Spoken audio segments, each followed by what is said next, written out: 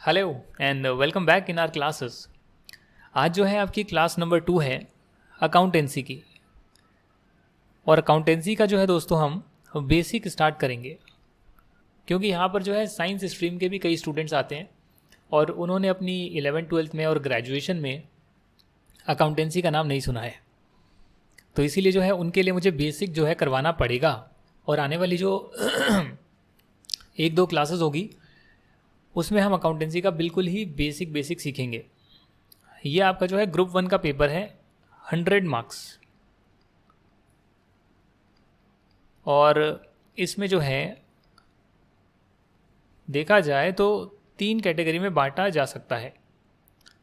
पहली कैटेगरी में लेता हूँ, इसको मैं यहाँ कर लेता हूँ, इसको यहाँ पर कर लेते हैं। फर्स्ट कैटेगरी में लेता हूँ आपका जो बेसिक्स हैं, फंडामेंटल्स हैं, अकाउंटिंग स्टैंडर्ड्स हैं, तो ये आपको आने चाहिए। उसके बाद जो है आपका एक है फाइनेंशियल स्टेटमेंट या कैश फ्लो स्टेटमेंट। पूरी जो फाइनेंशियल स्टेटमेंट है उसे कैसे ड्रॉ करते हैं, कैसे रिप्रेजेंट करते हैं कंपनियों के केसेस में, कैश फ्लो स्टेटमेंट कैसे बनाते हैं, नोट्स टू अकाउंट्स कैसे लिखते हैं। एक तरह से जो है ओवरऑल पूरा अकाउंटेंसी हो जाता है कि ट्रायल बैलेंस के बेस पर जो फाइनेंशियल स्टेटमेंट बनती है, जो शायद कई लोगों को नहीं पता होगा, वो मैं बताऊंगा अभी। तो वो सारा जो है एक इम्पॉर्टेंट पर्सपेक्टिव है, इम्पॉर्टेंट एरिया है। और आखिरी जो है आपके वो है स्मॉल चैप्टर्स, यानी बहुत सारे चैप्टर्स हैं जो करीब करीब 60 से 70% के आएंगे। और ये जो है आपका 30 to 40% रहेगा। Basics, accounting standards, financial statement, cash flow statements, notes to accounts.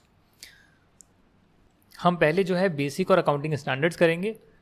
उसके बाद जितने भी आपके चैप्टर्स हैं, जैसे इंश्योरेंस हो गया, इन्वेस्टमेंट अकाउंटिंग हो गया, बोनस इशू हो गया, मतलब कहने का मतलब जो भी चीज़ें आपकी हो रही है बिजनेस में उसे रिकॉर्ड कैसे करेंगे और उसके बारे में उसके अकाउंट वगैरह आप कैसे बनाएंगे, उसको कैसे प्रेजेंट करेंगे, तो उन सारी चीज़ों के बारे में हम जानकारी लेंगे। वो सारे चैप्टर्स कैसे होंगे वो मैंने आपको इंट्रोडक्शन में बताया था कि पहले मैं उसका कॉन्सेप्ट कराऊंगा, जैसे मैं अभी करा रहा हूँ, एग्जाम्पल में समझाऊंगा, फिर आपका मटेरियल का एक क्वेश्चन कराएंगे और फिर हम आगे बढ़ेंगे। तो मटेरियल में मान लो 4 क्वेश्चन है और 4 में से आप कह सकते हो कि एक क्वेश्चन ऐसा है जिसमें लगभग सारी चीज़ें कवर हो रही है, तो हम उसे डिस्कस कर लेंगे। बाकी जो 3 क्वेश्चन हैं उसमें हो सकता है कि 90% से मैं 10% कुछ नया प्रोविज़न है, नया कोई उन्होंने पॉइंट दे रखा है, तो वो जो एक एक पॉइंट है उसे हम क्वेश्चन आंसर्स के सेशंस में करेंगे। पर जब अभी हमारा नॉर्मल सेशन चल रही है तो उसमें हम क्वेश्चन आंसर्स को क्लासेस के बीच में नहीं लाएंगे। कॉन्सेप्ट, एग्जाम्पल, बुक का एक क्वेश्चन जो कॉम्प्रहेंसिव हो, जिसमें सारी चीज़ें कवर हो जाए, और डेफिनेटली मैं उसको पूरा सॉल्व भी करूँगा और डिटेल में हम डिस्कशन करेंगे उस क्वेश्चन की। और ऐसे कर कर हम अपना सिलेबस को कंप्लीट करेंगे। आपका फ़र्ज़ है कि जो बाकी के क्वेश्चन बच गए हैं उसे आप ट्राई करें, जो ट्रिक्स वगैरह है खुद से आप दिमाग लगाने की कोशिश करें, क्योंकि कॉन्सेप्ट हो गया, एग्जाम्पल हो गया, एक क्वेश्चन भी हो गया, तो बाकी का 2-3 क्वेश्चन आपको ट्राई करना बनता है, आपका होमवर्क है। बट एक बार हमारा सिलेबस कंप्लीट हो गया तो मुझे ये रहेगा कि जिसने भी इतना कर लिया वो जो है एग्ज़ाम में बैठ सकते हैं और उसे क्लियर भी कर सकते हैं। तो उसके बाद जो है मैं एक्स्ट्रा क्वेश्चन आंसर जितने भी होंगे और जितने बन पड़ेंगे वो मैं करवाते रहूँगा। तो आज जो है अकाउंटेंसी का बिल्कुल मैं आपको बेसिक करवाने वाला हूँ। मान के चल रहा हूँ कि आपको अकाउंटेंसी का ABCD भी नहीं आता है। अच्छा, तो एक एग्जांपल लेते हैं मिस्टर राम का। मिस्टर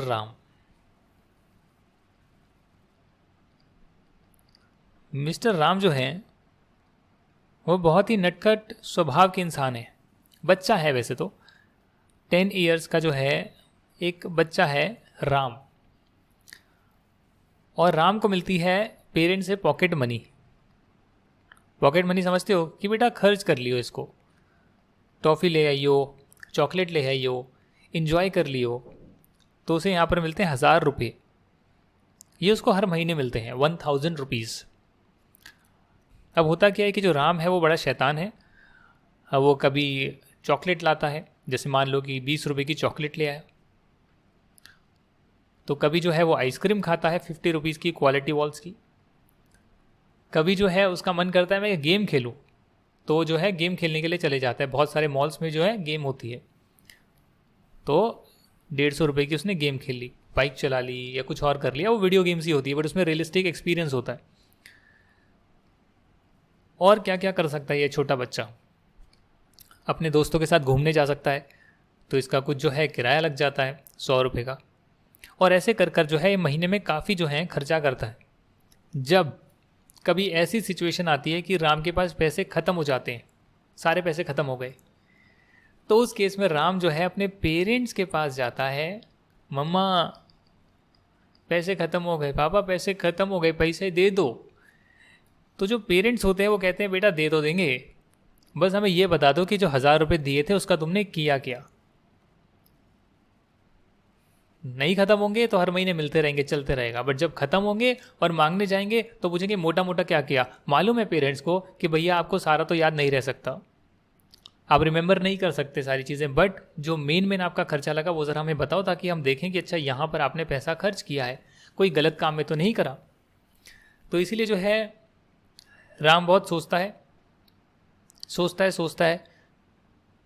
और सोचने के बाद इसको ध्यान में नहीं आता कि उसने पैसे कहाँ खर्च करे। एक दो चीज़ें ध्यान में आती है बट सारी चीज़ें ध्यान में नहीं आती। तो इसीलिए जो है पेरेंट्स इसको एडवाइस करते हैं कि राम एक काम करो, फ्यूचर में अब जब भी तुम खर्चा करो तो उसको एक अपनी नोट कॉपी में लिख लिया करो कि आज के दिन में तुमने ये खर्चा करा है और किस चीज़ पर करा है। तो डेट डालो, कितने का खर्चा किया, कहाँ पर किया, या जो हमने पैसे दिए या कहीं से पैसे मिले, आपके जो हैं रिलेटिव्स आएँ और आपको कुछ पैसा देकर जाएं, कुछ टॉफ़ी वगैरह खाने के लिए, चॉकलेट खाने के लिए कुछ पैसा देकर जाएं, उसे भी लिख लो ताकि पैसे का जो है हिसाब तुम्हारे पास पूरा रहे।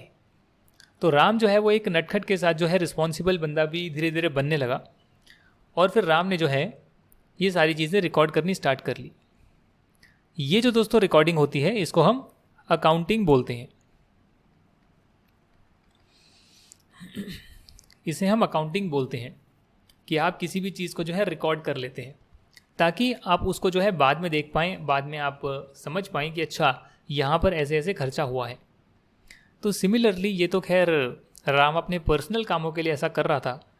इमेजिन कर कर देखिए कि अगर आप बिज़नेस में जाते हैं और कोई भी धंधा करने लगते हैं, मे बी आपने एक शॉप खोल ली, मे बी आपने कुछ सर्विस देने का कुछ आपने एक सर्विस सेंटर खोल लिया, तो वहाँ पर बहुत सारे आपके हो सकता है एम्प्लॉयज़ होंगे, या आप अकेले बैठेंगे और एक बंदा हायर करके रखेंगे। जैसे मान लो शॉप है तो शॉप पर आप बैठते हैं और आपने एक बंदा रखा हुआ है कि भैया सामान इधर उधर से लाना है, देना है, तो ये तेरी सैलरी बनती है। अब शॉप में कितना सारा सामान आता होगा सोचिए। अब सामान आएगा, हो सकता है कि आपकी गैर हाजिरी में ये इंसान जो है वो सामान को उठाकर ले जाए और आपको पता ही नहीं लगेगा कि कौन सा सामान आया था मेरी शॉप में, कौन सा गया था, क्योंकि आपके पास उसकी रिकॉर्डिंग नहीं है।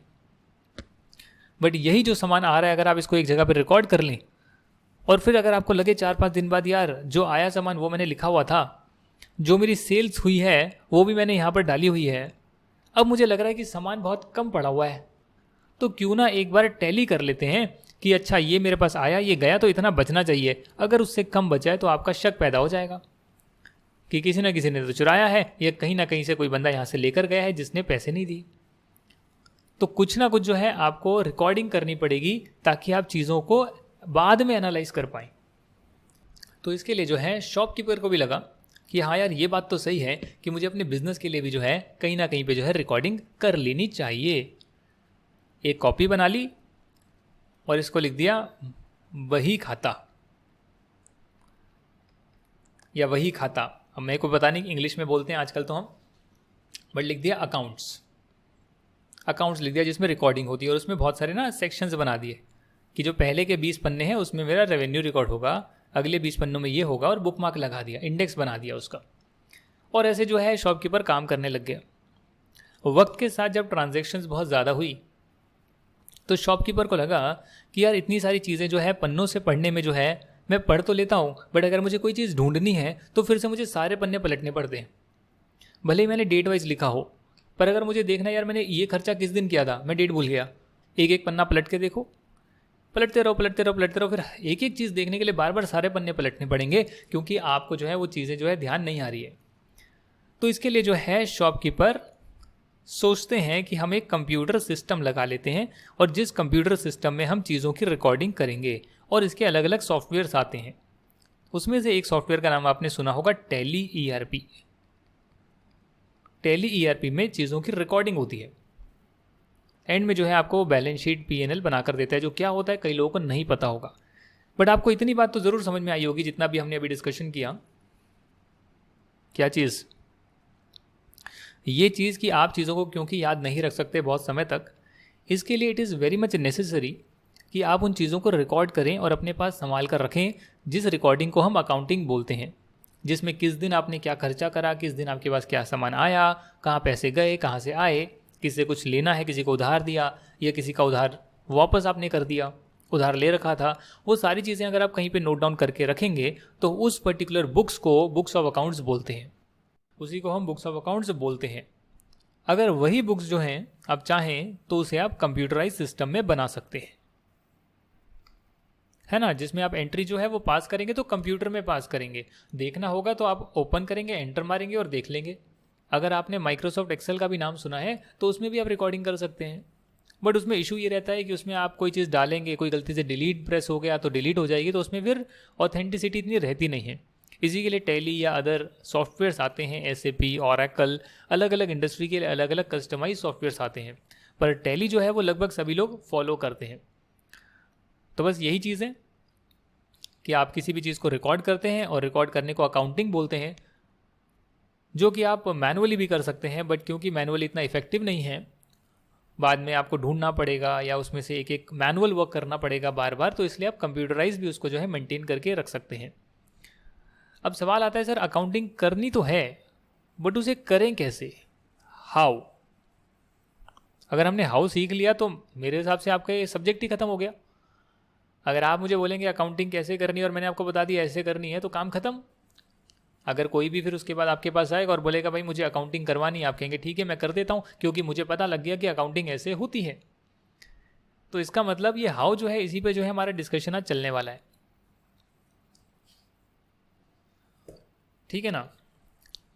तो मानकर चलिए जो ऊपर वाला हमारा एग्जाम्पल चल रहा था राम का और उसके बाद शॉपकीपर का, वहाँ पर ये जो व्यक्ति हैं ये अपने हिसाब से यहाँ पर एंट्रियाँ डाल रहे थे, मतलब कि रिकॉर्ड कर रहे थे। पहली एंट्री डाल दी कि मैंने ये खरीदा, दूसरी एंट्री डाल दी मैंने ये बेचा, तीसरी डाल दी मैंने कोई टेबल खरीद ली, उस पर बैठूंगा या उस पर जो है टेबल पे बैठूंगा नहीं तो सामान रखूंगा, चेयर पर बैठूंगा, वो भी मैंने खरीद ली। और फिर जो है मैंने कुछ पुराना सामान को बेचा, मैंने सेल्स करी, मैंने किसी से उधार लिया, मैंने किसी का उधार चुकाया या किसी को उधार दिया, और ये सारी चीज़ें जो हैं आप अपने यहाँ पर डालते रहेंगे। अब यहाँ डाल रहे हैं या फिर आप कंप्यूटर सिस्टम में डाल रहे हैं, बात एक ही है, पर डाल तो आप अपने हिसाब से रहे हैं, राइट। जब तक ये चीज़ आपके पास है तब तक तो आप इसको समझ सकते हैं, बट यही अगर मैं चीज़ किसी और को पकड़ा दूँ, मे बी थर्ड पर्सन को पकड़ा दूँ। थर्ड पर्सन कौन हो सकते हैं? मान लेते हैं कि आप बिजनेस कर रहे हैं तो आपके क्रेडिटर हो सकते हैं जिससे आप उधार मांगने जा रहे हैं। वो कहेंगे उधार दे तो देंगे बट एक बार अपनी बुक्स ऑफ अकाउंट ज़रा दिखाओगे क्या, कितना प्रॉफिट है, क्या है, कुछ है क्या आपके पास रिकॉर्ड्स? वो कहेगा हाँ बनाया है। वो दिखाने लेकर जाएगा क्रेडिटर के पास, वो कहेंगे समझ में नहीं आ रहा क्या लिखा है, गलत भी हो सकता है, सही भी हो सकता है, बड़ी दिक्कत है। तो इसी के लिए जो है सब अपने अपने फॉलो करते हैं सिस्टम, जो कि आप पर्सनल अपने काम के लिए कर सकते हो। आप कैसे भी कॉपी में रिकॉर्डिंग करें, कोई आपको मना थोड़ी ना कर रहा है, आप उसकी अकाउंटिंग ही तो कर रहे हैं। बट जब आप इसको किसी को दिखाने के लिए करते हैं, किसी और के सामने प्रेजेंट करने के लिए करते हैं, जब आपके जो स्टेक होल्डर्स हैं, क्रेडिटर हो गया, गवर्नमेंट को टैक्स देना है, वो भी आपके जो आप अकाउंटिंग रखेंगे तो कभी कभी हो सकता है ना कि स्क्रूटनी आए, इनकम टैक्स आप भरते हैं, हो सकता है ना कि वो बोलें आपका जो है छापा मारने आ जाए या फिर बोल दें नोटिस दे दें, आपको डिमांड आ जाए। वो इनकम टैक्स में हम पढ़ेंगे क्या होती है, उसके लिए आप इनकम टैक्स देख सकते हैं। तो वहाँ पर जो है आप रिकॉर्ड्स तो दिखाएंगे उन्हें, तो रिकॉर्ड्स दिखाएंगे तो उसका कोई फॉर्मेट तो हो, कोई तरीका तो हो ताकि सब लोग समझ पाएँ। इसी के लिए धीरे धीरे धीरे धीरे जो है ये सिस्टम जो सालों से चल रहा था, 100 साल से 200 साल से जब ये रिकॉर्डिंग चली है, मैं 100 साल ही मानता हूँ, 1900 से ही मानता हूँ, उससे पहले तो इतना नहीं था। बट हाँ, उससे पहले ये चीज़ वर्क करनी स्टार्ट हो गई थी कि हमें सब कुछ रिकॉर्ड करना होता है। तो धीरे धीरे धीरे धीरे धीरे धीरे होकर जो एक सिस्टम को डेवलप कर लिया जिसे हम बोलते हैं double entry system of book keeping. Double entry system of book keeping ये इजाद हो गया, जो कि आज फॉलो किया जाता है अक्रॉस द वर्ल्ड। ये प्रैक्टिस है जो फॉलो करी जाती है। कोई रूल नहीं है कि आपको ऐसे ही फॉलो करना पड़ेगा। जैसे मैंने बताया कि अगर आप अपना पर्सनल काम कर रहे हैं, आप उसको कैसे भी रिकॉर्ड करें, कोई आनाकानी नहीं करेगा। प्रॉब्लम आती है या तो आप कंपनी है जहाँ पर कंपनी लॉ लगता है और उसमें लिखा है कि आपको ये फॉलो करना पड़ेगा, या फिर आपके कई स्टेक होल्डर्स हैं जहाँ पर आपको ये प्रेजेंट करनी है स्टेटमेंट, अपनी अकाउंटिंग रिकॉर्ड्स दिखाने हैं, और वहाँ पर ये वाली जो double entry book keeping system है वो मान्य रखी जाती है, मान्यताओं से मिली हुई है कि हम इसी को मान्यता देते हैं। तो उस केस में ये रिक्वायरमेंट आपकी आ जाती है कि आप भी जो है double entry book keeping system follow करें, जहाँ पर हम ये मानते हैं कि जो भी आप बिजनेस कर रहे हैं, डेफिनेटली हम बिजनेस के पर्सपेक्टिव में बात करेंगे। इंडिविजुअली आपका जो खर्चा हो रहा है वो अब हमारे कॉन्सेप्ट से निकल चुका है। वो सिर्फ समझाने के लिए बताया था कि इंडिविजुअली आप रिकॉर्डिंग करते हैं, बट एक्चुअली में जब हम अपना क्वेश्चंस करेंगे, जब प्रैक्टिकली लाइफ में जाएंगे, तो सारा बिजनेस के लिए ही रिकॉर्डिंग वगैरह करी जाती है। बिजनेस की फाइनेंशियल स्टेटमेंट बनती है, बिजनेस की है, उसी के सारे जो है खर्चे होते हैं, उसी का रेवेन्यू होता है अलग अलग बिजनेस का। तो हम बिजनेस के पर्सपेक्टिव में ही आगे बात करेंगे। तो कोई भी अगर आपका बिजनेस है, उसे अकाउंटिंग में, एक्चुअली में नहीं, अकाउंटिंग के लिए उसे सेपरेट पर्सन माना गया है। अकाउंटिंग के लिए उसको सेपरेट पर्सन माना गया है। कायदे में देखा जाए तो शॉप का जो ओनर है वो कहेगा मेरी ही शॉप है, कोई फ़र्क नहीं है इसमें, शॉप अलग है, मैं अलग हूँ, ऐसा कुछ नहीं है, मेरी ही शॉप है, प्रॉफिट मेरा, लॉस मेरा। बट बिजनेस को जब हम अकाउंटिंग पर्सपेक्टिव से देखते हैं तो हम कहते हैं भैया शॉप अलग है, ओनर अलग है, दोनों अलग अलग इंसान हैं, अलग अलग पर्सन हैं, एक्चुअली में एक ही है, इसमें कोई फ़र्क नहीं है, इसी बंदे का बिजनेस है, यही कमा रहा है, इसमें कोई दूसरा व्यक्ति भी नहीं है, ये सामान लाता है बेचता है, ये शॉप तो कुछ नहीं है, एक चार दीवारी है और कुछ नहीं है। बट हमारे अकाउंटिंग जब हम करते हैं इस बिजनेस की, तो हम इसको सेपरेट पर्सन मानकर अकाउंटिंग करते हैं, यानी कि शॉप अलग, ओनर अलग। वैसे अगर आप कंपनी का लेंगे तो उसके शेयर होल्डर्स अलग जो उसमें पैसा लगाते हैं, कंपनी अलग। अकाउंटिंग में सभी लोग अलग अलग हैं। तो जब ओनर अपनी शॉप में पैसा लगाता है, कुछ भी इन्वेस्ट करता है, उसमें सामान लाने के लिए इन्वेस्ट करता है, तो शॉप बोलेगी, रिकॉर्ड करेगी कि ओनर ने मुझे पैसे दिए। शॉप ये नहीं बोलेगी कि भैया ये मेरे ही पैसे हैं, शॉप बोलेगी कि ओनर ने मुझे पैसे दिए और ये पैसा मुझे ओनर को देना है कभी ना कभी। ये पैसे मुझे ओनर ने दिए और ये पैसे मैंने यहाँ पर बैंक अकाउंट में रखे हैं, ये कैश में रखे हैं, ये इसका मैंने इतना सामान ले आई है। तो इसको बोलते हैं double entry system of book keeping. मतलब जब भी आप अकाउंटिंग करेंगे, जिस भी बिजनेस की करेंगे, मान लो आप मिस्टर ए की कर रहे हैं, ABC प्रोप्राइटर्स, आप अकाउंटिंग कर रहे हैं ABC लिमिटेड कंपनी की। मिस्टर ए की अकाउंटिंग कर रहे हैं जिनका कोई बिजनेस है, इंडिविजुअल का प्रोप्राइटरशिप बिजनेस है, ABC फर्म है उसका कर रहे हैं, XYZ फर्म है उसका कर रहे हैं। किसी की भी अकाउंटिंग करेंगे तो हमेशा ये सोचना है कि वो फर्म अलग है, उसके पार्टनर्स, उसके ओनर्स अलग हैं। तो जिसकी भी आप अकाउंटिंग करें, यहाँ लिख लो मैसर्स ABC, कुछ भी नाम दे दो आप, शॉपकीपर है इनकी, ये शॉप है इनकी, मैसर्स ABC जो है शॉप चलाते हैं, पान की दुकान है, पान की दुकान, कुछ भी है यार, कुछ भी एग्जाम्पल ले लो, ABC है तो ABC जो है उनकी पान की दुकान है, ठीक है। अच्छा, तो ABC की जो है पान की दुकान है, हमने मान लिया, करेक्ट। बट जो भी ये दुकान है इसका हमने नाम रखा हुआ है मैसर्स ABC का, एक कह सकते हो कि ये बिजनेस है, तो ये उसे पान की दुकान नहीं बोलते, उसको बिजनेस बोलते हैं, हमारा ये बिजनेस है, बिकता है। और हाँ है भी, अगर आप जाएंगे दिल्ली में कनॉट प्लेस में जाएंगे, अगर मुंबई के पॉश एरिया में जाएंगे, वहाँ पर छोटी छोटी दुकानें जिनका करोड़ों का रेवेन्यू है और उन्होंने अपना जो है उस पर्टिकुलर बिजनेस का नाम रखा हुआ है। जैसे केवेंटर्स करके जो है वो एक मिल्क शेक बेचता है, 1800 सदी से, पता नहीं कब से बेच रहे हैं, वो बेचे जा रहे हैं, उनके पुश्तैनी जो है वो चले जा रहे हैं, एंटीक है एक तरह से। अब जो उन्होंने फ्रेंचाइजी कर लिया, बहुत जगह पे बढ़ा भी लिया है। तो यहाँ पर आपको ये देखना पड़ेगा कि ये जो बिज़नेस का नाम है, अब जब इसकी आप अकाउंटिंग करेंगे तो जो भी इसमें आया उसे रिकॉर्ड करेंगे, और जो भी आया वो इसका खुद का नहीं होगा, किसी ना किसी से पैसा लिया होगा, क्रेडिटर से लिया है, ओनर से लिया है, तो उसे भी आप रिकॉर्ड करेंगे। मतलब कि आप उसको ऐसे डालेंगे कि अगर इसमें 1000 रुपये आए तो आप बोलेंगे कैश जो है 1000 रुपये तो आ गया मेरे पास, पर ये क्योंकि मेरे पास ओनर से आया है तो आप उसको दूसरी साइड लिख देंगे, ओनर से 1000 रुपये आया है। तो ये हो गया डबल एंट्री सिस्टम, राइट। ये मैंने आपको जो है एक चार्ट की फॉर्म में दिखा दिया। इसी को अगर हम एंट्री की फॉर्म में दिखाएं तो एक चीज़ डेबिट होती है, दूसरी चीज़ क्रेडिट होती है। ये सिर्फ रिकॉर्डिंग का मैकेनिज्म है, क्योंकि एक एंट्री के दो इम्पैक्ट जाएंगे, बिकॉज मैसर्स एबीसी का खुद का कुछ नहीं है। एक एसेट एक लाइबिलिटी साइड में जाएगा, एक इनकम एक एक्सपेंस में जाएगा। क्या होता है, उसकी रिकॉर्डिंग कैसे होती है, हम आज ही की क्लास में जानेंगे, ताकि नेक्स्ट क्लास से हम अपना डिस्कशन स्टार्ट कर पाएँ। फिलहाल आपको ये समझ में आ गया कि अगर 100 रुपये या 1000 रुपये कैश आया तो वो ओनर से आया, उसने लिख दिया, और कैश आया वो लिख दिया, तो दो अलग अलग साइड में लिख दिया। और ये बैलेंस हमेशा टैली करेगा, तभी हम बोलते हैं बैलेंस शीट टैली हो गई। ये बैलेंस शीट है और कुछ नहीं है। हाँ, एक्चुअल बैलेंस शीट देखोगे तो उसमें कैश और ओनर के अलावा 10 चीज़ें और होगी। मैंने क्योंकि एक ही ट्रांजेक्शन दिखाई तो बैलेंस शीट में एक ही ट्रांजेक्शन आएगी। मान लो कि आप जो है 1000 रुपये के कैश से 500 रुपये की जो है आप सामान खरीद कर ले आए, तो वो आपका स्टॉक हो जाएगा, और ये आपका जो है 1000 था वो अब 500 बन जाएगा। तो मैंने डायरेक्टली यहाँ दिखा दिया।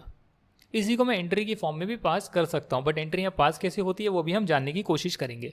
तो ये अभी भी जो है 500 कम हो गया, 500 बढ़ गया, ये अभी भी टोटल इसका 1000 है, इसका भी टोटल 1000 है। तो यानी कि हम हर चीज़ के दो इम्पैक्ट डाल रहे हैं। पहला था ओनर बढ़ा, कैश बढ़ा, दूसरा है कैश कम हुआ, स्टॉक बढ़ा। कुछ भी कर लो हमेशा बैलेंस रहेगा। बिजनेस का खुद का कुछ नहीं है। अल्टीमेटली जो 1000 रुपये ओनर ने लगाए वो कहाँ लगे हुए हैं, वो यहाँ से दिख रहा है। स्टॉक में 500 कैश पड़ा है। यही मैंने मान लो स्टॉक जो है 600 रुपये का बेच दिया, और वो बंदा कह रहा है पैसे बाद में दूंगा। तो सेल तो मैंने अभी कर ली, पर पैसे बाद में मिलेंगे। तो क्या करूं कि भाई मेरा स्टॉक तो हट जाए, क्योंकि ये तो मैं बेच चुका हूं, और इसकी जगह पर मेरा डेटर क्रिएट हो जाए। और डेटर कितना है, 600। क्यों डेटर 600 है भाई? 500 की चीज़ 600 में बेचोगे तभी तो मुनाफा कमाओगे। तो 100 रुपये का जो मुनाफा है वो यहाँ पर ऐड कर दो कि ओनर ने जो 1000 लगाए थे अब वो 1100 बन गए हैं। ये प्रॉफिट जुड़ गया है। इसको पीएनएल में ऐसे दिखा दो या उसी के अंदर जोड़ दो, जैसा भी आपका मन करे। तो अब जो है ये 1100 आ जाएगा नीचे का टोटल। ये तो मैं यहीं पर हौच पौच कर आपको एंट्रियां दिखा रहा हूं कि बिजनेस में यही तो ट्रांजैक्शन होती है। या तो सामान आएगा, उसको बेचोगे तो जिसके पास गया है उसको ज़्यादा पर बेचोगे, ज़्यादा पर जो बेचा है उससे आपका मुनाफा आएगा जो ओनर को मिलेगा। तो ओनर बोल सकता है ना, हाँ मैंने जो 1000 बिजनेस में लगाए थे आज वो 1100 बन गए हैं। जो मैंने 1000 में बिजनेस स्टार्ट करा वो आज 1 लाख बन गए हैं। 1 लाख लगाकर 1 करोड़ बना लिए। वो कैसे हुआ? वो ऐसे हुआ। और ये एग्जैक्टली है। एग्जैक्टली मतलब कि जो आप अगर बिजनेस को बंद करते हैं तो 1100 आप निकलवा सकते हैं। हाँ, डेटर अगर 600 नहीं देंगे तो फिर वो बैड डेट हो जाएंगे, वो ख़त्म हो जाएंगे, वो नुकसान भी हो सकता है। तभी तो हम कहते हैं कि किसी को अगर माल बेचना है तो पहले उसकी क्रेडिट वर्दीनेस देख लो। क्या वो माल बेचने के बाद उसके पैसा दे सकता है, नहीं दे सकता। उसे बोलते हैं क्रेडिट इवैल्यूएशन, जो बैंकों में किया जाता है। तो ये एक तरह से मैंने आपको सिर्फ रिकॉर्डिंग का मैकेनिज्म समझाया है कि कैसे आप प्रेजेंट करते हैं। और बिजनेस जो है वो बिल्कुल सेपरेट है, उसका कोई लेना देना नहीं है। एक तरफ आएगा दूसरी तरफ से जाएगा। अब जब भी आपको कोई भी चीज़ रिकॉर्ड करनी है दोस्तों, तो वो रिकॉर्ड वैसे तो आप पर्सनल कामों के लिए तो जैसे आपका दिल करे आप कर सकते हो, उसमें कोई इशू नहीं है। बट जो हमारा पूरा जो है लोग फॉलो करते हैं, और जो कई जगह पर रिक्वायरमेंट है कि आपको यही फॉलो करना पड़ेगा, कई जगह पर है कि आप इसको फॉलो करें, ये रिकमेंडेड है, वो डबल एंट्री सिस्टम, या आप उसे कह सकते हैं जो जनरली एक्सेप्टेड अकाउंटिंग के प्रिंसिपल्स हैं जो लोग फॉलो करते हैं, वो कुछ इस प्रकार हैं जो मैं आपको बताने वाला हूँ, जिसके बेसिस पर आप कोई भी एंट्री को पास कर सकते हैं। और ये 11th स्टैंडर्ड में आपने पढ़ा होगा, इसमें कोई बड़ी बात नहीं है। बिजनेस में जो भी ट्रांजैक्शन होती है, जो भी चीज़ होती है, उसमें आपको आइडेंटिफाई करना है क्या ये एसेट है, क्या ये एसेट है, क्या ये लाइबिलिटी है, क्या ये इनकम है, या क्या ये एक्सपेंस है। जो भी चीज़ होगी आप उसको इन 4 कैटेगरी में डिवाइड करेंगे। भाई 4 में से एक चीज़ होगी, 4 में से एक चीज़ होगी। मान लेते हैं कि आप पैसा देकर फर्नीचर खरीद रहे हैं, तो वो क्या होगा वो आपको देखना पड़ेगा। एक तो पैसा है और एक फर्नीचर है, वो दोनों क्या क्या है वो आप देख लो और उसके हिसाब से एंट्री पास कर दो। आप में से कई लोग पूछ रहे होंगे सर ये एसेट क्या होता है, ये लाइबिलिटी क्या होती है, ये इनकम क्या होती है, ये एक्सपेंस क्या होता है, ये ज़रा समझाएंगे हमें। देखिए इनकम की जगह पर आप रेवेन्यू लिखेंगे तो ज़्यादा बेहतर रहेगा, क्योंकि इनकम बोलने के लिए इनकम है बट ये प्रॉफिट नहीं है, ये आपका रेवेन्यू है। यानी कि जो भी आप सर्विस देकर पैसा कमाते हैं, पैसा जो आपके पास रिसीव होता है, जो भी आप सामान को बेचकर जो आपके पास पैसा आता है, वो आपका रेवेन्यू होता है। जैसे हमारे केस में 600 रुपये का रेवेन्यू है। ऊपर हमने जो है सामान को 500 का सामान था बट 600 का बेचा, 600 रुपये हमारा रेवेन्यू होगा जो आया। ये प्रॉफिट नहीं है, ये हमारा रेवेन्यू है। एक्सपेंस होता है जो हमारा खर्चा है। खर्चे का मतलब कि भाई जो हमने सामान बेचा उसको खरीदा होगा तो 500 रुपये का खर्चा लगा। आप कोई भी सामान परचेज करते हैं, उसमें से जो बच गया वो तो बच गया, पर जो बिक गया उसकी कॉस्ट कितनी है आपको पता लग जाती है, जिसे हम कॉस्ट ऑफ गुड सोल्ड भी बोलते हैं। और हम और भी इसको डिटेल में जानेंगे, कॉस्ट अकाउंटेंसी में डिटेल में पढ़ा भी है, और ये 11-12 की चीज़ें पढ़ा रहा हूँ मैं आपको। हाँ जी, तो इसके बाद से आपकी अकाउंटेंसी की क्लास स्टार्ट होगी। आज तो 11-12 पढ़ रहे हैं जिनको बेसिक भी नहीं आता है।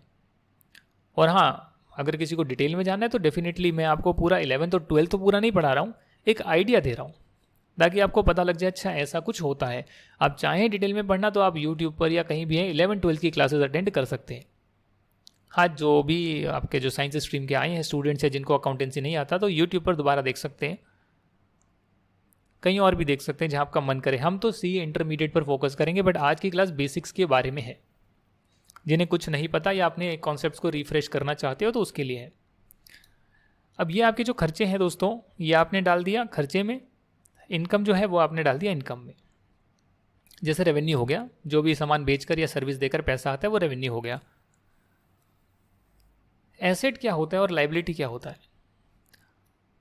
दोस्तों, एसेट वो है जिस चीज़ से आप फ्यूचर में बेनिफिट कमा सकते हैं और जो आपके कंट्रोल में है, इन योर कंट्रोल।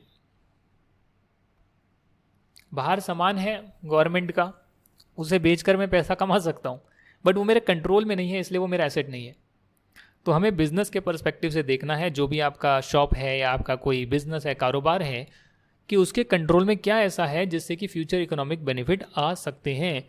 अब मान लो कैश है, तो कैश की वैल्यू तो है ना, ये आपका स्टॉक है, सामान पड़ा हुआ है आपका, जिसे हम स्टॉक बोलते हैं, इन्वेंट्री बोलते हैं, तो उसकी वैल्यू तो है ना, बेचकर पैसा कमा सकते हैं ना। कोई फर्नीचर पड़ा है आपका जो आप खरीद कर लाए हैं, उसकी वैल्यू तो है ना, उसको बेचकर पैसा तो ले सकते हैं ना, कमा सकते हैं।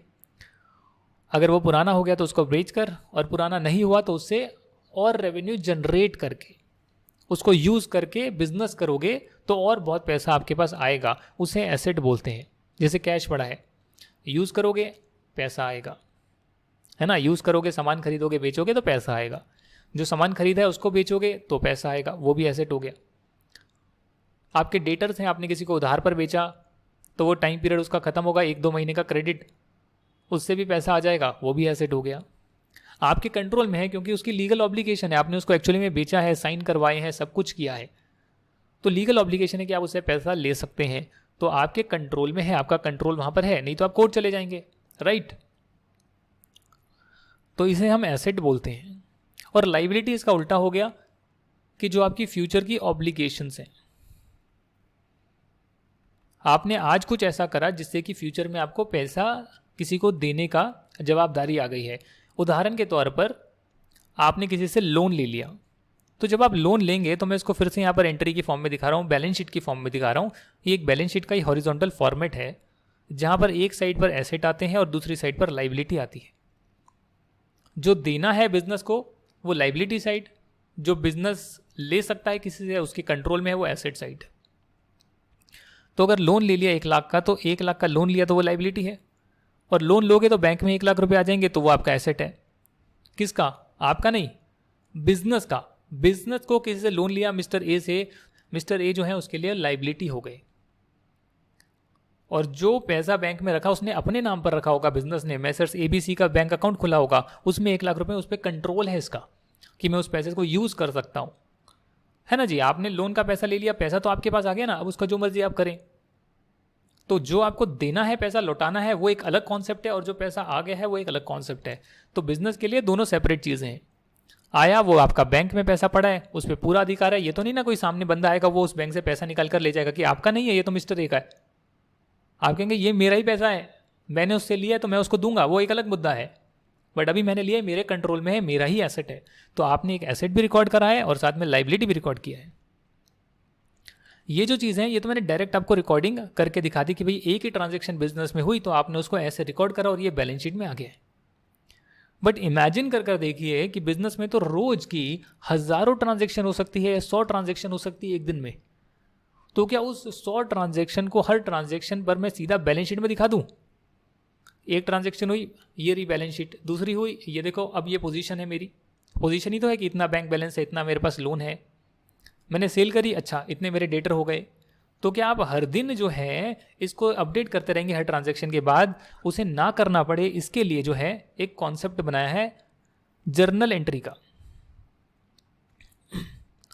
कॉन्सेप्ट बनाया कि जो जो ट्रांजैक्शन हो उसको आप लाइन बाय लाइन रिकॉर्ड करें, सिस्टम में डालें, कंप्यूटराइज रिकॉर्ड करें और साल खत्म होने के बाद देख लें कि भैया अब आपकी जो है पोजीशन क्या है। उसे जो एंट्री को पास करना है उसके कुछ रूल्स बना दिए हैं, जो कि एक तरह से जो आप जनरली एक्सेप्टेड अकाउंटिंग प्रिंसिपल बोल सकते हैं, या बोल सकते हैं कि भैया कोई भी चीज़ को रिकॉर्ड करना है जिससे कि सबको सेम समझ में आए, तो वो रूल्स बना दिए हैं। आप चाहें तो पर्सनल कामों के लिए यार जो मर्जी फॉलो करो, कोई रिस्ट्रिक्शन नहीं है। जहां पर आपके स्टेक होल्डर्स हैं, जहां पर आपको ऑडिट करवाना है, चेकिंग करानी है, गवर्नमेंट के पास जाना है, वहां पर आपको ऐसे अकाउंटिंग करनी पड़ती है। रूल बहुत सिंपल से हैं। आपको सबसे पहले आइडेंटिफाई करना है कि जो भी चीज़ हुई है, जिस भी ट्रांजैक्शन को आप रिकॉर्ड करना चाहते हैं, वो आपका एसेट है या वो आपकी लाइबिलिटी है, या वो आपका इनकम है या वो आपका एक्सपेंस है। एसेट और एक्सपेंसेस अगर वो बढ़ रहे हैं तो वो डेबिट होते हैं, अगर कम हो रहे हैं तो वो क्रेडिट होते हैं। और इसका विपरीत लाइबिलिटी और जो इनकम है वो बढ़ने पर क्रेडिट होती है और कम होने पर जो है वो डेबिट होती है। तो बैलेंस हो गया। एक एंट्री आपने पास करी जिसमें एसेट बढ़ रहा है और लाइबिलिटी बढ़ रही है, तो एसेट भी बढ़ा, लाइबिलिटी बढ़ा, बैलेंस मैच हो गया। एक तरफ बिजनेस का खुद का तो कुछ है नहीं, उसने तो दिखाया मेरे पास इतना एसेट आया, बट यहां से आया तो दोनों बढ़ गया। तो वो मैंने वहां पर आपको यहां पर ऐसे बनाकर दिखा दिया, 1000 रुपये ऐसे, लाइबिलिटी एसेट। बट इसी को अगर ट्रांजैक्शन के फॉर्म में रिकॉर्ड करना हो तो मैं ऐसे बोल सकता हूं एसेट डेबिट, क्योंकि बढ़ने पर डेबिट होता है, टू लाइबिलिटी क्रेडिट, क्योंकि लाइबिलिटी बढ़ने पर क्रेडिट होती है। तो अगर मैं इस रूल को फॉलो करूं, सिंपल सा जो रूल है, इससे हम सारी ट्रांजैक्शन पास कर सकते हैं डबल एंट्री सिस्टम पे। डबल एंट्री सिस्टम जो जनरली फॉलो किया जाता है पर्सनल कामों के लिए। आप इस पेपर पे लिख लीजिए, कोई बात नहीं है, पेपर मेरे पास है, यहाँ पर ट्रांजैक्शन लिख लीजिए, कोई नुकसान नहीं है। पर्सनल कामों के लिए, बिजनेस के लिए भी जहाँ पर आपको रिक्वायरमेंट नहीं है किसी और स्टेक होल्डर को दिखाने की, वहाँ आप अपनी कॉपी में लिख लीजिए, कोई दिक्कत नहीं है। छोटा कारोबार है, कॉपी में लिख लीजिए जी, आपको रिक्वायरमेंट नहीं है कि आप ऐसे पूरी अकाउंटिंग कराएं। बट जैसे आपका साइज बढ़ता है, अदर स्टेक होल्डर्स आते हैं और आपकी बिजनेस को कोई इन्वेस्ट करे उसमें पैसा, या लोन लेने जाए, या गवर्नमेंट का कुछ छापेमारी हो जाए, या फिर उसमें टैक्स भरना हो, या उसका ऑडिट करवाने की रिक्वायरमेंट आ जाए, टैक्स ऑडिट ही भले ही क्यों ना हो, आपका टर्नओवर बहुत ज़्यादा है तो टैक्स में भी ऑडिट होता है, उस केस में जरूरी है कि आप एक सिस्टम फॉलो करें जो जनरली फॉलो किया जाता है। और वो जनरल जो सिस्टम है वो आज हम डिस्कस कर रहे हैं, double entry book keeping system, जिसमें कि एक डेबिट एक क्रेडिट करके हम एंट्रियां पास करते हैं और एंड में फिर हम टोटल करके लिख लेंगे, अच्छा एसेट का टोटल अभी इतना है, लाइबिलिटी का टोटल इतना है, इनकम मेरा इतना है, एक्सपेंस इतना है, तो माइनस कर प्रॉफिट मेरा इतना आ गया। तो वो इनकम स्टेटमेंट में आप इनकम और रेवेन्यू और एक्सपेंस दिखा देते हैं, इतना प्रॉफिट आ रहा है, जो ओनर को अल्टीमेटली बढ़ जाएगा, उसकी वैल्यू बढ़ जाएगी।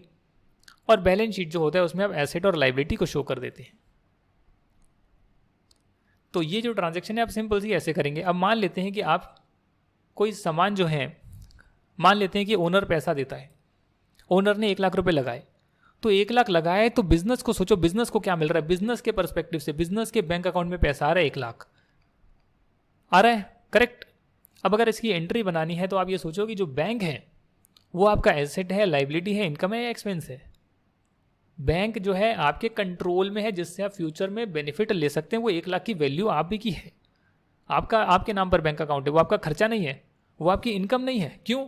क्योंकि वो आपने बिजनेस करके पैसा नहीं कमाया, ओनर से सीधा मिल गया है। जो बिजनेस करके पैसा कमाएंगे वो आपका रेवेन्यू होगा, धंधे से जो पैसा आएगा। ओनर से जो मिला वो आपका धंधा नहीं है ना, ओनर से पैसा लेना रेवेन्यू है क्या? नहीं। जो भी पैसा आपके पास आ गया वो रेवेन्यू क्या? नहीं। अगर लोन का पैसा आया है, ओनर से पैसा आया, वो रेवेन्यू नहीं है। कस्टमर को बेचकर जो पैसा आया है वो रेवेन्यू है, या कहीं पे इन्वेस्ट करा उससे इनकम आई है वो रेवेन्यू है ना। तो आप इस सिंपल टर्मिनोलॉजी को ध्यान में रखें और बिजनेस के एंगल से जो है सोच कर अकाउंटिंग करें। अब अगर मान लो मेरे बैंक में 1 लाख रुपए आ गए तो मैं बैंक में 1 लाख रुपए आने पे डेबिट करूंगा। क्यों? क्योंकि बैंक एसेट है और एसेट बढ़ने पर डेबिट होता है। और वहीं दूसरी तरफ मेरे पास ओनर से आए हैं, ओनर से जो है कैपिटल आई है, तो वो भी 1 लाख रुपए आ गई, तो मैंने बैलेंस कर दिया। कैपिटल जो है लाइबिलिटी साइड में आता है, क्योंकि बिजनेस के एंगल से वो उसको लौटाना है, इतना रुपया, इतना पैसा जो है लौटाना है, तो वो कितना हो गया? 1 लाख रुपए। और लाइबिलिटी बढ़ने पर क्रेडिट होती है। तो एक डेबिट और एक क्रेडिट, एक डेबिट एक क्रेडिट हमेशा बैलेंस रहेगा, तभी एंड में जाकर बैलेंस शीट जो है उसकी एसेट साइड और लाइबिलिटी साइड मैच करेगी। इनकम जो है और एक्सपेंस है वो ज़रूरी नहीं मैच करे। अगर इनकम ज़्यादा है तो आपको जो है प्रॉफिट आएगा, इनकम कम है और एक्सपेंस ज़्यादा है तो आपको लॉस आएगा। तो वो इनकम स्टेटमेंट अलग से बनती है। कैसे बनती है मैं आपको यही बता रहा हूँ, यही बता रहा हूँ मैं करके आपको, इसी में बता रहा हूँ पूरा कैसे बनता है। कि पहला जो है ओनर से 1 लाख रुपए आया, मैंने बोला, उसके बाद जो है आपने 50,000 रुपये का सामान खरीदा। तो जब आप सामान खरीदेंगे तो वो आपकी इन्वेंट्री है, क्योंकि उस सामान से या तो आप कुछ बनाएंगे तो वो आपका रॉ मटेरियल होगा, वो भी रॉ मटेरियल भी एक इन्वेंट्री होता है, उससे बनाकर बेचेंगे फिनिश प्रोडक्ट, या फिर आप सीधा खरीद के बेचेंगे। तो जो भी है तो अल्टीमेटली आपकी इन्वेंट्री, और इन्वेंट्री आपका एसेट होता है क्योंकि उससे आप और पैसा कमा सकते हैं, आपके कंट्रोल में है, फ्यूचर इकोनॉमिक बेनिफिट उससे आ सकते हैं। तो इन्वेंट्री को आप डेबिट कर देंगे 50,000 से, और बैंक से खरीदेंगे अगर तो बैंक को क्रेडिट कर देंगे। क्यों? अरे भैया आपके पास से पैसा जा रहा है, बैंक से अगर जा रहा है तो बैंक एसेट होता है, और जाने पर, कम होने पर क्रेडिट होगा, बढ़ने पर डेबिट होगा। इन्वेंट्री क्या है? आपका एसेट है, बढ़ने पर डेबिट होगा, एसेट बढ़ने पे डेबिट होता है और कम होने पे क्रेडिट होता है। तो यहाँ पर दोनों ही एसेट के अकाउंट थे कि एक एसेट जो है आपने कम कर लिया बैंक का, एक एसेट कम कर लिया बैंक का, और दूसरी तरफ उसकी जगह इन्वेंट्री आपने भर ली। अब आपके जो है कुछ ऑर्डर कोई बंदा प्लेस करता है, जिसको ऑर्डर पहुंचाने के लिए आपके कोई चार्जेस लगते हैं, जैसे होते हैं ना ट्रांसपोर्टेशन चार्जेस, तो वो आपके लगते हैं। तो ट्रांसपोर्टेशन चार्जेस लग रहे हैं तो आपने क्या करा? आपने कहा ट्रांसपोर्टेशन के मेरे चार्जेस लग गए। और ट्रांसपोर्टेशन के चार्जेस क्या है? आपका खर्चा है। और खर्चा क्या होता है? एक्सपेंस। एक्सपेंस बढ़ने पे क्या होता है? डेबिट। अच्छा कितने के लगे वो आप मान लीजिए कि 1,000 रुपये के लग गए या 10,000 के लग गए मान लेते हैं। अब ट्रांसपोर्टेशन चार्जेस आपने मान लेते हैं बैंक से पेमेंट करी है, या बैंक से पेमेंट नहीं करी, आपने बोला मैं उधार ले रहा हूँ, मैं तुम्हें बाद में पैसे दे दूंगा। तो आपने मिस्टर ए को, जो मिस्टर ए ट्रांसपोर्ट कर रहे हैं, आपने उस व्यक्ति को कहा 10,000 बाद में ले लियो। तो ये व्यक्ति आपका क्रेडिटर बन गया। क्रेडिटर वो व्यक्ति है जिस बंदे का उधार हमारे पास चढ़ा हुआ है, जिस बंदे का उधार हमारे ऊपर चढ़ा हुआ है, जो हमें लौटाना है। एक तरीके की ये हमारी लाइबिलिटी है, क्योंकि ये पैसा हमें लौटाना है। लाइबिलिटी बढ़ने पर क्रेडिट होती है, सिंपल रूल है जो ऊपर समझाए हैं। सारी एंट्रियाँ उससे होगी, आने वाले टाइम में सारी एंट्रीज इसी के हिसाब से होगी। इसको चाहे 2 बार देख लेना वीडियो को, कोई दिक्कत नहीं है। तो 10,000 के ट्रांसपोर्टेशन चार्जेस लग गए। उसके बाद आपने माल बेचा भी, 50,000 का माल बेचा, बट जिस व्यक्ति को बेचा वो मिस्टर बी है, और उसने कहा भैया मेरे को भी बेच रहे हो तो मैं भी उधार पर लूंगा और 1 महीने बाद आपको पैसा दूंगा। मैंने कहा ठीक है मिस्टर बी, आप मुझे बाद में पैसा देना, बट आपसे क्योंकि मुझे पैसा मिल सकता है 60,000 रुपये में जो मैं बेच रहा हूँ। फिर जो है मैंने 50,000 का माल बेचा मिस्टर बी को, और मिस्टर बी ने कहा कि मैं आपको कैश नहीं दे रहा, मैं आपको बैंक में चेक भी नहीं दे रहा, मैं आपको उधार जो है उधार पर ले रहा हूँ, मैं आपको 1 महीने बाद पैसा दूंगा। मैंने कहा ठीक है, जब मैं उधार पर ले सकता हूँ चीज़ें तो मैं सामने वाले को भी उधार पर दे सकता हूँ। भरोसा पाने के लिए मैंने उसको उधार पर बेचा, और मिस्टर बी जो कि मेरे लिए आज डेटर होंगे। डेटर का मतलब जिस व्यक्ति को आपने सामान बेचा उधार पे और उससे आप पैसा बाद में ले सकते हैं, वो डेटर हैं, और वो आपके एसेट होंगे। एसेट तो मेन क्लास है ना, एसेट है, लाइबिलिटी है, इनकम है, एक्सपेंस है। उसके नीचे वो क्या क्या हो सकते हैं आइटम, वो बहुत सारे हो सकते हैं, 100, 200, 500 कुछ भी हो सकते हैं, आपको क्लासीफाई करना है। अच्छा मिस्टर बी जो है क्या होंगे? डेटर होंगे। डेटर बढ़ने पे क्या होते हैं? डेबिट होते हैं। क्यों? क्योंकि डेटर एसेट है। तो क्लास, बड़ी क्लास, सब क्लास, सब क्लास, ऐसे कैटेगरी बनी है। मिस्टर बी डेटर हैं, डेटर एसेट होते हैं, एसेट बढ़ने पे डेबिट होते हैं। तो आपने मान लेते हैं 70,000 में बेच दिया, उससे पैसा आपको मिलेगा, इसलिए आपने उसको डेबिट करा और आपकी जो इन्वेंट्री थी वो कम हो गई, इन्वेंट्री कम हो गई। बट आप इन्वेंट्री को कम यहां नहीं करेंगे, आप यहां पर सेल्स लिख सकते हैं। देखिए आप चाहें तो सीधा भी इन्वेंट्री को कम कर सकते हैं, बट ये एक अच्छी प्रैक्टिस नहीं है। आप जितना डिटेल में दिखा पाएं या जितने अकाउंट के नाम डाल पाएं उतना डालना चाहिए, बाद में देख लेंगे क्या एडजस्ट करना है क्या नहीं करना है, राइट। और ये भी आप यहां पर जो परचेज दिखा रहे हैं ये भी आप इन्वेंट्री की जगह या परचेज लिख सकते हैं, परचेजेस, कितना मैंने परचेज करा, तो इन्वेंट्री की जगह अकाउंट का नाम ये ज़्यादा अप्रोप्रिएट हो गया। अब होता क्या है फ्यूचर में कि आपका कुछ भी क्या होगा, कोई नया अकाउंट का नाम आ गया, आप उसमें कंफ्यूज जाएंगे, अच्छा ये एंट्री इसमें जाती है, अरे भाई एक नामकरण किया हुआ है, परचेज ए लिख दूंगा, परचेज बी लिख दूंगा, न्यू परचेज लिख दूंगा, अकाउंट का नामकरण है। जैसे आप जिस अकाउंट में डालना चाहें डालें, इतना रिस्ट्रिक्शन नहीं है कि आपको ये चीज़ यहीं पे डालनी है, नहीं, सिंपल है। आप नाम जो है थोड़ा बहुत इधर उधर कर सकते हैं, तो इस नाम में कंफ्यूज ना हो, कॉन्सेप्ट में जाएं। तो ये आपने बेच दिया 70,000। तो हर चीज़ में आपने देखा, हर एंट्री जो भी आप बिजनेस की ट्रांजैक्शन करें उसे डेबिट क्रेडिट की फॉर्म में आप पास कर सकते हैं। अब ये ट्रांजैक्शन होने के बाद अगर मैं बताऊं, जब मैंने बिजनेस स्टार्ट करा था तो तब मेरी पोजीशन थी कि 1 लाख मुझे ओनर ने दिए थे, जिसे हम कैपिटल बोलते हैं, और बैंक में मेरे पास 1 लाख रुपए थे। ये था ओपनिंग बैलेंस शीट। एक तरफ लाइबिलिटी आती है, एक तरफ एसेट आते हैं, अल्टीमेटली तो सब जाकर एसेट लाइबिलिटी में मिल जाता है। उसके बाद मैंने कुछ ट्रांजैक्शंस करी, और जो भी साल के दौरान की ट्रांजैक्शंस हैं बिजनेस से जुड़ी हुई वो आपके P&L में जाती है।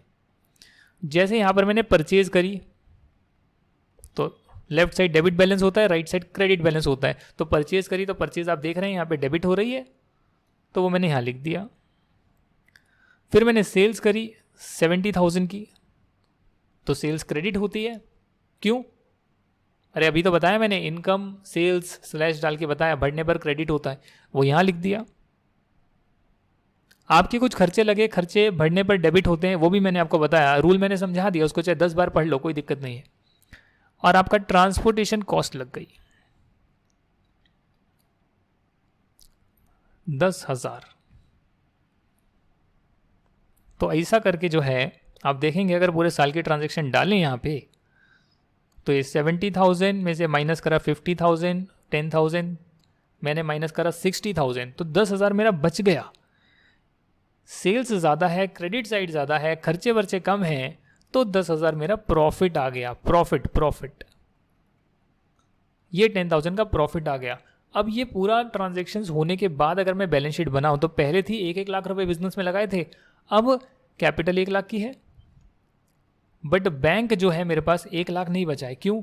क्योंकि बैंक में मैंने 50,000 का तो सामान खरीद लिया था, तो बैंक में मेरे पास 50,000 रुपए ही बचे होंगे, करेक्ट। मैंने कोई सामान खरीदा बट वो सामान खरीद कर बेच दिया, तो क्लोजिंग में कुछ बच नहीं रहा होगा। बट जिस व्यक्ति को मैंने बेचा वो मिस्टर बी है, और उसने मुझे प्रॉमिस करा है कि वो मुझे 70,000 रुपीज़ देंगे। मैंने कहा ठीक है, जो मैंने सेल्स में दिखाया था, जिसको मैंने यहाँ लिखा था, करेक्ट। अब यहाँ पर मुझे जो है 10,000 का प्रॉफिट भी हुआ है।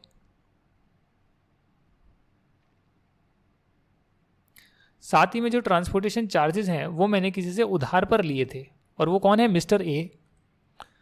तो इसका मतलब मिस्टर ए मेरे क्रेडिटर हैं जिसे मुझे पैसा देना है, तो 10,000 रुपीज़ मुझे अभी चुकाने हैं, तो मेरी लाइबिलिटी साइड पर आएगा। 10,000 रुपये का मैंने मुनाफा कमाया, तो ये मुनाफा जो पूरे साल में मैंने मुनाफा कमाया, लॉस कमाया, वो जाकर इसमें मिल जाएगा, ओनर के नाम चले जाएगा। या तो अलग से भी दिखा सकते हो, प्रॉफिट 10,000 रुपये है, या इसको 1,10,000 कर सकते हो, कैपिटल बढ़ गई। तो जैसा आपका दिल करे आप वैसा कर सकते हैं। अगर इसका टोटल करोगे तो आएगा 1,20,000, और इसका भी आएगा 1,20,000, 1,10,000, 10,000। तो बिजनेस में ऐसे ट्रांजैक्शंस होती है, और एंड में बैलेंस शीट की फॉर्म में रिप्रेजेंट होती है। P&L के फॉर्म में कितना पूरे साल का मुनाफा रहा, लॉस रहा, और बैलेंस शीट में आज क्या पोजीशन है, क्या भैया एसेट कितने पड़े हैं, कितनी लाइबिलिटी पड़ी है, और लाइबिलिटी साइड में एक्चुअल जो बाहर वालों को देना है वो, या जो ओनर को देना है या शेयर होल्डर्स को देना है वो, दोनों ही लाइबिलिटी साइड पर आएगा, क्योंकि बिजनेस के लिए तो दोनों ही बाहर वाले लोग हैं। तो ये जो है आपका पूरा सिस्टम हमने देखा कैसे रिकॉर्डिंग करी जाती है।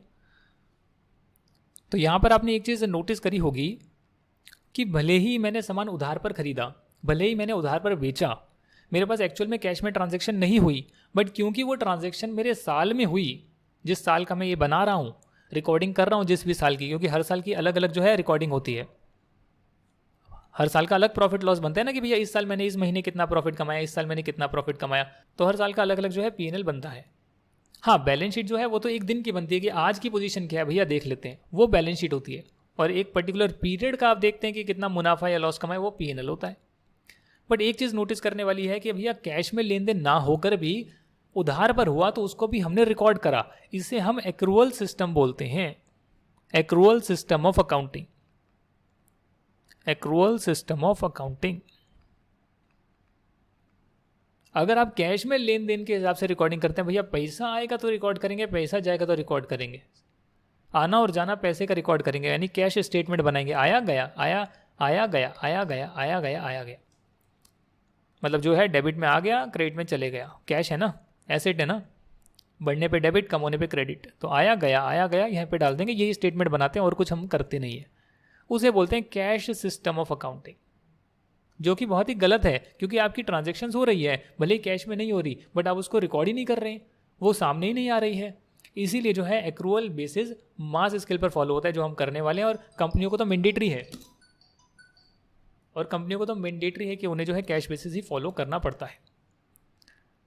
तो इसे हम एक्रूअल सिस्टम बोलते हैं कि आपको रिकॉर्डिंग करनी है, भले ही कैश में हो या ना हो, आप उसको रिकॉर्ड करें, आपको दिखाएं तो सही, बिजनेस की हर ट्रांजैक्शन को दिखाएं तो सही। तो जैसे हम दिखाते हैं उसको हम एंट्रियों के फॉर्म में रिकॉर्ड करते हैं। उसके बाद उनके वैसे देखा जाए तो उनके एक लेजर भी बनते हैं कि अगर सिंपल मैं ट्रांसपोर्टेशन एक्सपेंस का एक लेजर बनाऊं कि उसमें कितना डेबिट हुआ, कितना क्रेडिट हुआ, तो वो भी मैं बना सकता हूँ कि भाई 10,000 मेरा जो है डेबिट हुआ, मिस्टर ए से डेबिट हुआ। और मिस्टर ए का अगर मैं ऐसा लेजर बनाऊं कि उसका अलग से दिखाऊं, डेबिट क्रेडिट मिस्टर ए का जितना भी पूरे साल में उसके साथ हुआ है, तो एंट्रियां तो आप एक एक दिन पास कर रहे हैं ना, बट अगर आपको उस मिस्टर ए का पूरा आपको साल का देखना है कि इससे मैंने क्या ट्रांजैक्शन करी, तो एक एक एंट्रियां तो सर्च नहीं करेंगे, तो उसके लिए मिस्टर ए का एक अलग भी आप लेजर बना सकते हैं, और ये बनता ही है ऑटोमेटिकली। तो आप कहेंगे हाँ ये डेबिट हुआ और ये क्रेडिट हुआ था ट्रांसपोर्टेशन एक्सपेंस से। अब ये क्योंकि खर्चा वाला अकाउंट है, तो इसको साल के एंड में जितने भी इसके खर्चे होंगे ट्रांसपोर्टेशन एक्सपेंस के, उसे मैं प्रॉफिट लॉस में डाल दूंगा। तो यहाँ से 10,000 चले गए और यहाँ पर आ गए, यहाँ पर, यानी कि पहले आप एक एक ट्रांजैक्शन को रिकॉर्ड करते हैं, फिर उस ट्रांजैक्शन का वैसे आप चाहें तो डिटेल में एक लेजर बना सकते हैं कि भैया इस पर्टिकुलर चीज़ के लिए मेरे पूरे साल में क्या ट्रांजैक्शंस हुई है, क्या मेरी पूरे साल की सेल्स हुई है, तो उसका sales account, transportation cost account, purchase account, expense account, अलग अलग टाइप के भिन्न भिन्न प्रकार के एक्सपेंस, स्टेशनरी, प्रिंटिंग, जितना नाम लो उतना कम है। और डेटर में मिस्टर बी का अलग, अगर और कोई डेटर है तो उसका अलग, बैंक का अलग अकाउंट, तो जितने अकाउंट बना सकते हो वो अकाउंट आप ऐसे बनाकर दिखा सकते हो कि भाई पूरे साल में क्या क्या एंट्रियां हुई वो हम दिखाते हैं। अगर ये अकाउंट क्रेडिट हुआ तो क्रेडिट साइड पे लिख दो, डेबिट हुआ तो डेबिट लिख दो, जो भी जर्नल एंट्री में डेबिट हुआ ये अकाउंट तो यहाँ पर कॉरेस्पॉन्डिंग डेबिट में लिख दो, बाद में करीब 3-4 दिन बाद क्रेडिट होता है तो इसको क्रेडिट में लिख दो। इससे क्या होगा, पूरे साल का या पूरे जो भी आप पीरियड का देख रहे हैं, पूरे साल में क्या क्या इस अकाउंट में हुआ है या हर अकाउंट में क्या क्या हुआ है, वो सारी आपके पास डिटेल आ जाएगी। फिर या तो आप इसका बैलेंस आगे कैरी करेंगे अगर ये एसेट या लाइबिलिटी अकाउंट है, या फिर आप उसको P&L में डालकर क्लोज करेंगे कि भैया ये मेरा मुनाफे वाला अकाउंट था, मेरे खर्चे का अकाउंट था, इसको P&L में डालते हैं। और जब P&L में सारी चीज़ें चली जाती है, सारे खर्चे, सारा रेवेन्यू, तो एंड में पता लगता है साल का ये प्रॉफिट है या लॉस है, जो हम ओनर के नाम डाल देते हैं। ओनर के नाम डाल देते हैं, अगर प्रॉफिट आया तो ये अकाउंट डेबिट हो जाएगा और ओनर का अकाउंट क्रेडिट हो जाएगा, यानी फिर जो है सारा डेबिट क्रेडिट बैलेंस ही रहेगा। अब ये तो सिर्फ एंट्री रिकॉर्ड करने का प्रोसीजर है, बट कई बार चीज़ें होती है कि इस एंट्री को प्रेजेंट कैसे करना है, मतलब अल्टीमेटली फाइनेंशियल स्टेटमेंट में, बैलेंस शीट में प्रेजेंट कहाँ पर करना है, कैसे करना है, या आप जो है कई चीज़ों की रिकॉर्डिंग आप ऐसे ही कर सकते हैं, ऐसे नहीं कर सकते, वो आपके जनरली एक्सेप्टेड अकाउंटिंग प्रिंसिपल्स होते हैं। जैसे मैंने कहा कि भैया एक्रूअल सिस्टम पर फॉलो कर रहे हैं कि भले ही कैश में हो या ना हो हम रिकॉर्ड करेंगे, तो ये भी एक प्रिंसिपल हो गया जो अकाउंटिंग प्रिंसिपल आप फॉलो कर रहे हैं, एक्रूअल सिस्टम ऑफ अकाउंटिंग। आप डबल एंट्री सिस्टम फॉलो कर रहे हैं, तो ये सब प्रिंसिपल्स हैं जिस पे हम काम करने वाले हैं। हालांकि इतने सारे प्रिंसिपल्स बने हैं, हर कंट्री के अलग हैं, लगभग यही फॉलो करते हैं, बट थोड़ा बहुत डिफरेंस हो सकता है। तो उस चक्कर में क्या हो गया, एक लड़ाई छिड़ गई कि भैया हम क्या फॉलो करें, कोई कुछ कर रहा है, कोई कुछ कर रहा है, कोई कुछ कर रहा है, कोई कुछ कर रहा है। इसलिए institute of chartered accountants of India ने अकाउंटिंग स्टैंडर्ड्स बना दिए, जिसको हम एएस बोलते हैं, यानी अकाउंटिंग करने के कुछ स्टैंडर्ड जिन्हें फॉलो करना जरूरी है। किसको? पर्सनल काम आप कर रहे हैं जरूरी नहीं है, आप अपना छोटा कारोबार संभालते हैं लिखते हैं जरूरी नहीं है। ज़रूरी कब है? जब वो आप एक चार्टर्ड अकाउंटेंट के पास लेकर जाएंगे और उससे साइन कराएंगे। और सीए के सिग्नेचर क्यों जरूरी है? क्योंकि भैया उसके बेस पर जो है बैंक लोन देगा। अगर आप कंपनी है तो उसको तो मैंडेटरी है कि ऑडिट करवाना ही होता है, अकाउंटिंग स्टैंडर्ड फॉलो करने ही होते हैं। वो तो कंपनी जो है उसमें तो कंपनीज एक्ट लगता है, उसमें तो कानून बना है। पर जो कंपनियां नहीं है या जहां पर कानून नहीं है, छोटे कारोबारी भी हैं और जिन्हें सीए के साइन चाहिए या फिर उन्हें बैंक से लोन पास कराना है, वो भी अकाउंटिंग स्टैंडर्ड्स फॉलो करेंगे, क्योंकि वरना सीए जो है अदरवाइज सीए साइन नहीं करेगा। ये अकाउंटिंग स्टैंडर्ड क्या है? जो बहुत सारी जो है आपकी जनरली एक्सेप्टेड अकाउंटिंग प्रिंसिपल्स बने हुए बहुत सारे ढेर सारे, उसको जो है थोड़ा सा नैरो डाउन कर दिया है। जैसे उदाहरण के तौर पे मैं आपको बताना चाहता हूँ, इन्वेंट्री को जो साल के एंड में इन्वेंट्री बच जाती है उसको वैल्यू करने के 3 तरीके हैं जो शायद आपने 11-12 में पढ़े होंगे। एक होता है फीफो मेथड, एक होता है लीफो मेथड, एक होता है वेटेड एवरेज मेथड। मतलब कि आप जो है सामान आता है और सामान यहाँ से निकल जाता है। या तो आपको पता हो कि भैया ये जो है मेरे जो 10,000 यूनिट्स आए ना, इसमें से ये वाली यूनिट मैंने निकाली है और ये यूनिट मैंने इतने में खरीदी थी और इतने पे बेच रहा हूँ, तब तो आपके पास एग्जैक्ट रिकॉर्ड रहेगा। एग्जैक्ट रहेगा ना भाई, मैंने 10,000 यूनिट्स खरीदी, 5 यूनिट जो है मेरे कस्टमर को गई है, 5 ये वाली गई है जिसकी ये रेट थी, तो एग्जैक्ट मैच रहेगा कि एंड में इतनी बची है। बट अक्सर ऐसा होता नहीं है। 10,000 यूनिट सिमिलर यूनिट्स होती है, फिर उसके बाद 5,000 यूनिट्स आपने और खरीद ली, फिर 3,000 और खरीद ली, सबको एक जगह पर रख देते हो, एक जगह मिक्स कर देते हो, सब मिक्सचर हो जाती है, फिर उसके बाद आप कस्टमर को बेच देते हो, एंड में इन्वेंट्री बचती है। जब ये खरीदी थी आपने 10 रुपये की रेट पर खरीदी थी, ये 8 रुपये की रेट पर खरीदी थी, ये 8 रुपये की रेट पर खरीदी थी, फिर आपने कोई 12 रुपये की रेट पर खरीदी, अलग अलग रेट पर और खरीदते रहते हो, क्वांटिटी सेम ही चीज़ की है, आपस में मिक्स हो जाती है। अब एंड में जो है क्वांटिटी बचती है 3,000। अब आपको नहीं पता कि इसमें से बची है, इसमें से बची है, इसमें से बची है, समझ में नहीं आ रहा है।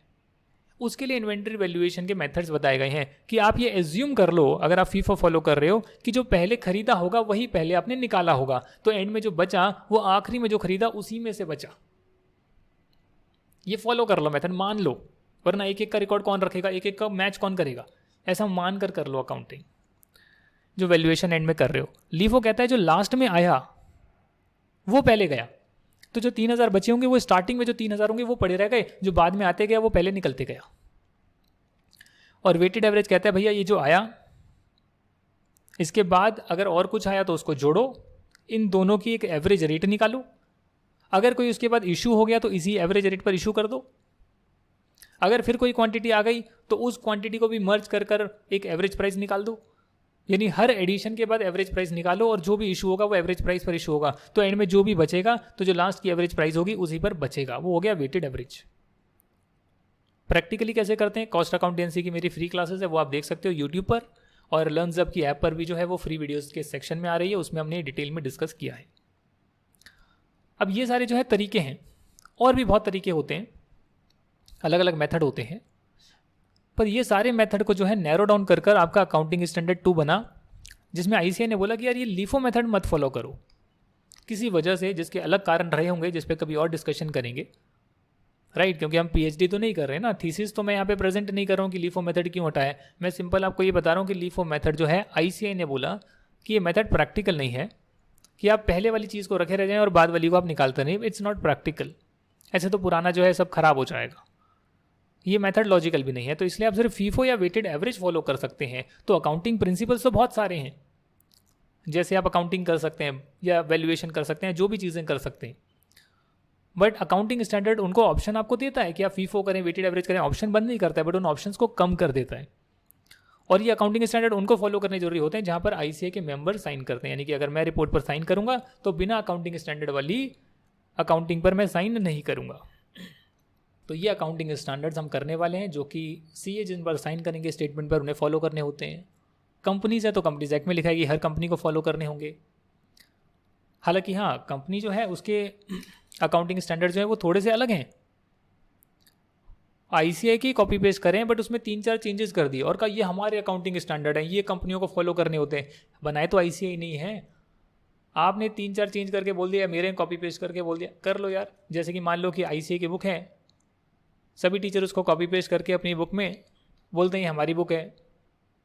हाँ, थोड़ा बहुत चेंज कर देते होंगे, मतलब बुक में थोड़ा ज़्यादा चेंज होता है, अकाउंटिंग स्टैंडर्ड में इन्होंने ज़्यादा चेंज नहीं करा है, 2-4 चेंज करें गिनती के और बोला यही हमारे हैं और ये कंपनियों को फॉलो करने हैं, बट अल्टीमेटली वो ICA के स्टैंडर्ड है।